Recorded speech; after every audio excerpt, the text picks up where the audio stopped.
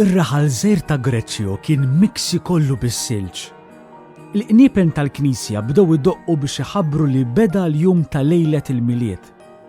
Dan huwa Mattew, ħabib kbir taż-żgħir tagħna San Franġisk.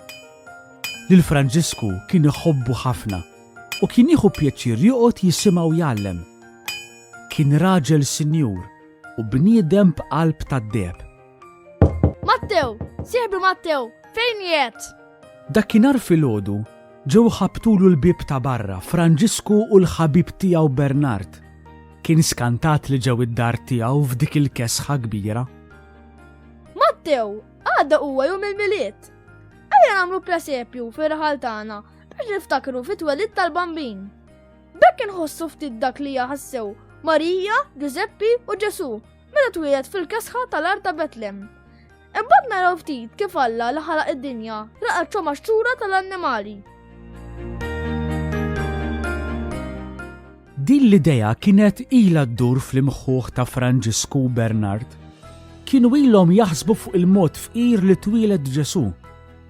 Din l-idea oġbot ħafna lil Mattew, iżda ma kienx jaf eżattament x'inhu presepju. Il-presepju huwa post fejn twieled Ġesu. Namlu stalla, maxtura, annimali, flimkien mar-rajja u l-maġi.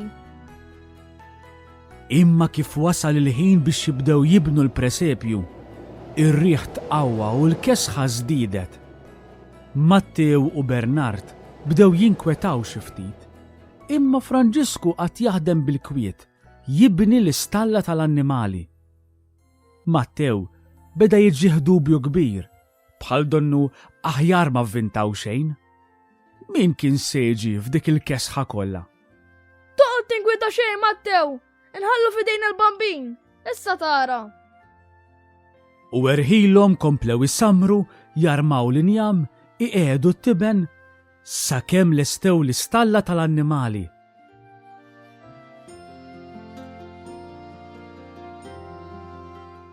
Imma kien jonqos xi affarijiet.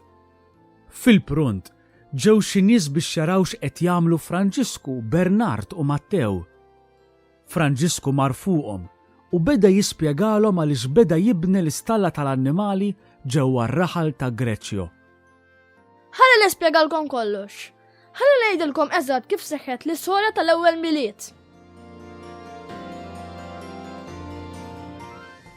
Franġisku tela fuq kaxxa u minn fuqha beda jirrakkonta l-istorja tat-twelid ta' Ġesu, ir-rakkont ta' Marija u Giuseppi, il-wasla tar-rajja u l-maġ bir-rigali. Minkejja li bħal donnu ma bdewx jifhmu kollox, huma komplew jisimgħuh b'attenzjoni kbira. Il-maltemp beda jiżdied u l-kesħa kienet waħda li xoq il-għadam. Xi wħud minnhom bdew iħossu tant bart li ħallew lill-oħrajn u marru lura lejn id-dar. Bernard beda jinkwieta. Kulħadd beda jirritorna lejn daru u l-proġett tal-ewwel presepju li kellhom f'moħħhom bħal donnu li kien se jispiċċa fix-xejn. Iżda Franġisku ma qatax qalbu. Ara Bernard, inti u Mattew marru ħaffu lejn il-Knisja u ġibu l-istatwa tal-bambin li hemm fil-maxtura. Bernard u Mattew marru jħaffu lejn il-Knisja biex jagħmlu kif qalilhom Franġisku. Franġisku ġietu idea oħra brillanti. Beda jispjegalhom bil-mod billi juża l-pasturi żgħar li huwa kellu. Din Marija u din il-baqra, id-tnejn kienu fl-art tal-bambin flimkien ma' Giuseppi u l-ħmara.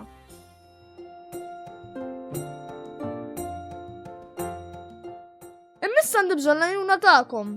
Għandi bżonn maxtura, tiben, baqra u ħmara ta' veru. In-nies bdew iħarsu lejn xulxin u l-kull telqu biex iġibu dak li kien talabhom Franġisku.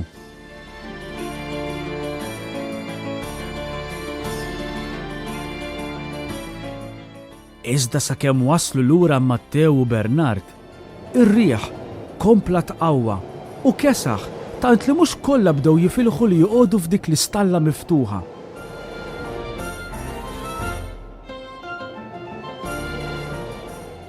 Iżda Franġisku baqa' jdur man-nies tar-raħal jara eżatt x'għandhom bżonn. Ftit tal-ħin wara, deru ġejjin lura Matteo u Bernard bil-bambin f'idejhom. Kienu qed jiġru warajhom il-volpijiet tal-muntanji. Matteo tajt kemm inkwieta, ħasseb li kien se jisfratta kollox. Franġisku daħal fl-istalla u qiegħed il-bambin ġewwa l-maxtura. Iżda ħaġa tal-għaġeb mad-daq tal-qniepen, il-volpijiet niżlu quddiem l-istalla jagħtu qima lill-bambin. Kienu daqqew nofs il-lejl u allura beda l-miliet. Imma ħaġa tal-għaġeb dak il-ħin dawl qawwi mela l-istalla u l-bambin beda jtebteb għajnejh. Dak il-bambin kien sar tarbija ta' veru. Franġisku tant feraħ li qudiemu kien qed jara lil bambin tad-demm u l-laħam. Hekk Franġisku għamel l-ewwel presepju tiegħu. U flimkien mal-oħrajn ħassew dak li ħass Ġesu bambin fil-lejl kiesaħ tal-ewwel miliet. Anke l-volpijiet inaqdu magħhom. Dawk li kienu hemmhekk preżenti reġgħu ħassew lil Ġesu jitwieled fil-qalb tagħhom. Flimkien man-nies tar-raħal, Franġisku qasam is-sabiħ u l-kobor li Ġesu twieled għalina l-bnedmin.